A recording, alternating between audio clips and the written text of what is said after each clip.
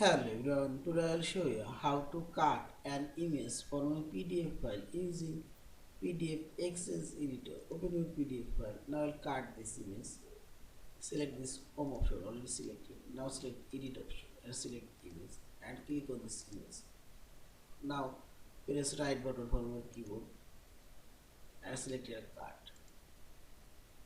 And I'll paste this image here. Press Ctrl V for your keyboard or click right button and select paste and see this.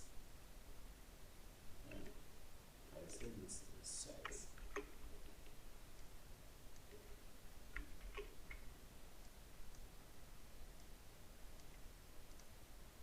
And also I'll paste this image, this PDF file, Ctrl V for your keyboard and see this.